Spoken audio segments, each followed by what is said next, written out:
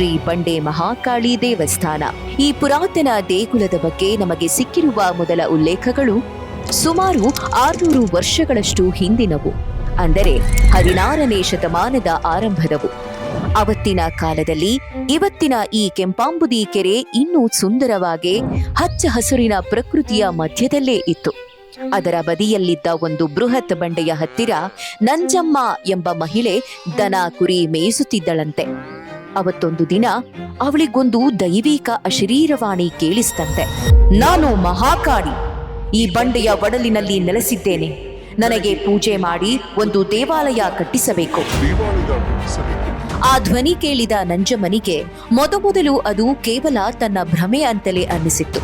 ಆದ್ರೆ ಅದೇ ಆದೇಶ ಮತ್ತೆ ಮತ್ತೆ ಬಂದಾಗ, ಜೊತೆಗೆ ಊರಿಗೆ ಕ್ಷಾಮ ಬರುವ ಎಚ್ಚರಿಕೆಯೂ ದೊರೆತಾಗ ವಿಚಲಿತಳಾದ ನಂಜಮ್ಮ ಸುಮ್ಮನಿರಲಾಗಲಿಲ್ಲ.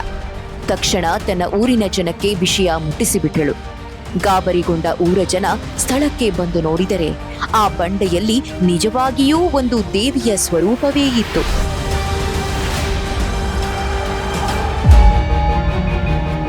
ದೇವಿಯ ಈ ಸೆಳೆತ ಯಾರನ್ನೂ ಬಿಟ್ಟಿಲ್ಲ. ಬೆಂಗಳೂರಿನ ಸ್ಥಾಪಕರಾದ ಶ್ರೀ ಕೆಂಪೇಗೌಡರು ದೇವಿಯ ಮಹಾನ್ ಭಕ್ತರಾಗಿದ್ದರು. ಅವರು ಬೆಂಗಳೂರು ನಿರ್ಮಾಣ ಮಾಡುವುದಕ್ಕೂ ಮುಂಚೆಯೇ ದೇವಿಗೆ ಇಲ್ಲೊಂದು ಪುಟ್ಟ ದೇಗುಲವಿತ್ತು. ಒಮ್ಮೆ ಅವರು ತಮ್ಮ ರಾಜ್ಯದ ಗಡಿ ಗೋಪುರ ಕಟ್ಟುವುದಕ್ಕಾಗಿ ಜಾಗ ಗುರುತಿಸಲು ಒಂದು ಎತ್ತಿನ ಬಂಡಿಯನ್ನ ಸ್ವಚ್ಛಂದವಾಗಿ ಬಿಟ್ಟಿದ್ದರಂತೆ. ಅದು ಎಲ್ಲಿ ಹೋಗಿ ನಿಲ್ಲುತ್ತದೆಯೋ ಅಲ್ಲೇ ಒಂದು ಗಡಿ ಗುರುತು ಹಾಕುವ ಯೋಚನೆ ಅವರದ್ದು. ಅವತ್ತು ಆ ಬಂಡಿ ಬಂದು ನಿಂತದ್ದು ಈ ದೇಗುಲದ ಹತ್ತಿರ.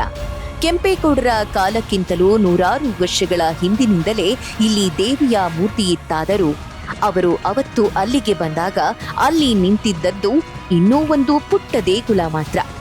ದೇವಿಯನ್ನು ಕಂಡ ಕೆಂಪೇಗೌಡರು ಕೋಟೆ ಗೋಪುರ ಕಟ್ಟುವುದಕ್ಕೆ ಸಮಸ್ಯೆಯಾಗಿದೆ, ಏನು ಮಾಡುವುದು ಎಂದು ದೇವಿ ಎದುರು ಅಲವತ್ತುಕೊಂಡಾಗ ನಂಜಮ್ಮನ ಮೈ ಮೇಲೆ ಬಂದಿದ್ದ ದೇವಿ ಗೌಡರ ಸಮಸ್ಯೆಗೆ ಪರಿಹಾರ ಸೂಚಿಸಿದ್ದಳಂತೆ.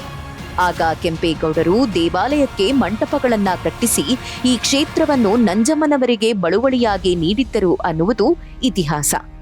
ಓಂ ನಮೋ ಪರಮೇಶ್ವರಿ ಶ್ರೀ ಬಂಡಿ ಕಾಳಿಕಾ ಜಗದೀಶ್ವರಿ ಶ್ರೀ ಬಂಡಿ ಕಾಳಿಕಾ ಜಗದೀಶ್ವರಿ.